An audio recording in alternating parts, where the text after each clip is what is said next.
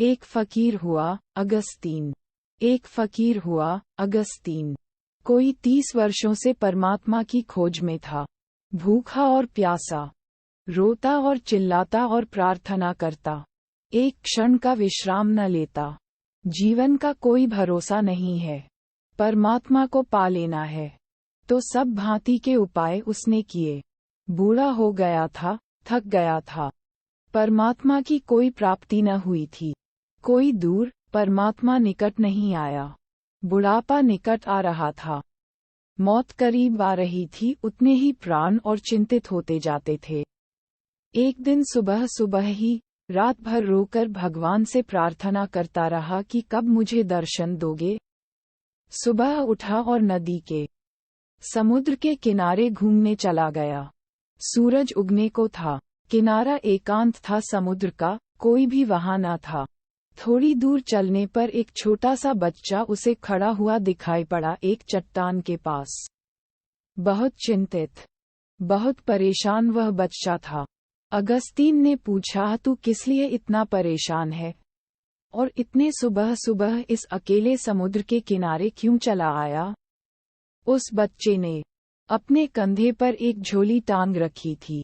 उस झोली में से एक बर्तन निकाला, छोटा सा बर्तन, और उसने कहा, मैं परेशान हूँ, मैं इस बर्तन में समुद्र को भर लेना चाहता हूँ, लेकिन ये समुद्र भरता ही नहीं।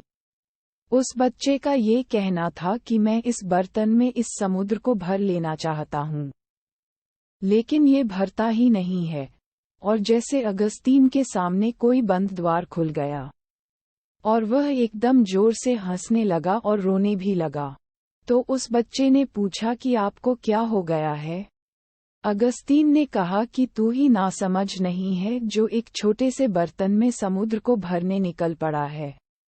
मैं भी नासमझ हूँ। मैं अपनी छोटी सी बुद्धि में परमात्मा को पकड़ने चला था।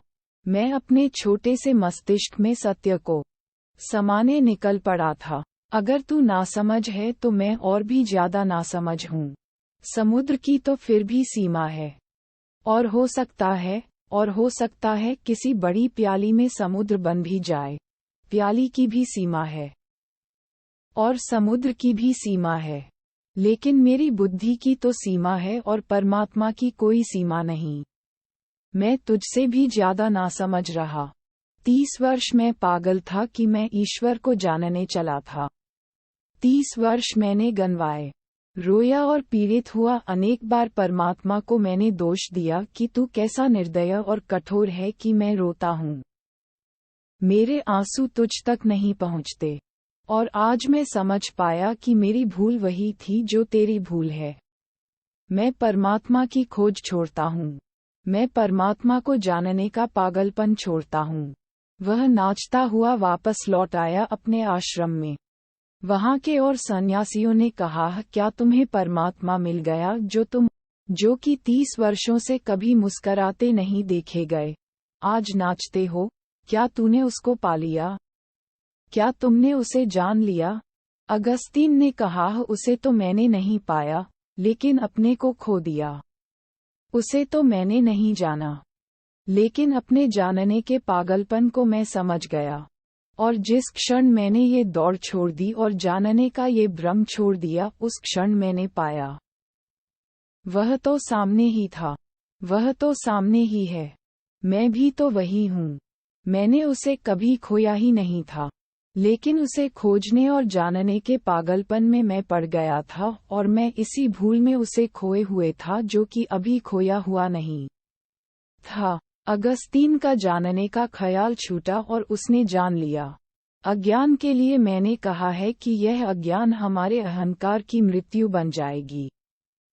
अगर मैं ये ठीक से जान सकूं कि मैं कुछ भी नहीं जानता हूं, और मैं ये जान सकूं कि जो असीम है वह सीमित बुद्धि से नहीं जाना जा सकेगा, और मैं ये जान सकूं कि प्याली में समुद्र भरना पागलपन है, और अपनी बुद्धि में सत्य को भर लेने का ख्याल और भी बड़ा पागलपन है। अगर यह मुझे दिखाई पड़ जाए तो मैं तो गया। मेरी सामर्थ्य तो मिट गई। मैं तो रिक्त और शून्य हो गया। और जिस क्षण कोई व्यक्ति उस स्थिति में पहुंच जाता है जहां उसे ये भी भ्रम नहीं रह जाता कि मैं जानता हूं, अज्ञान की, न जानने की स्टेट ऑफ नॉट नोइंग में है, जबकि उसे कुछ भी प्रतीत नहीं होता कि मैं जानता हूं, मन एकदम मौन और शांत हो जाता है। उसी शांति में जाना जाता है। अज्ञान ज्ञान का द्वार है, अज्ञान का बोध। लेकिन हम सारे लोग अज्ञान को ढांक लेते हैं उधार ज्ञान से। अज्ञान तो भीतर बना रहता है, ज्ञान बाहर से इकट्ठा कर लाते हैं और उस ज्ञान के ऊपर छा जाता है हमारा अज्ञान के ऊपर। ऐसे अज्ञान को भीतर छिपा लेते हैं। आप जानते हैं, ईश्वर है। भीतर अगर झांकेंगे तो पता चलेगा, नहीं जानता हूँ। लेकिन अगर बुद्धि से पूछेंगे तो बुद्धि कहेगी, हाँ ईश्वर तो है। किताबों में लिखा है, गुरु कहते हैं, ऋषि मुनि कहते हैं, ईश्वर है।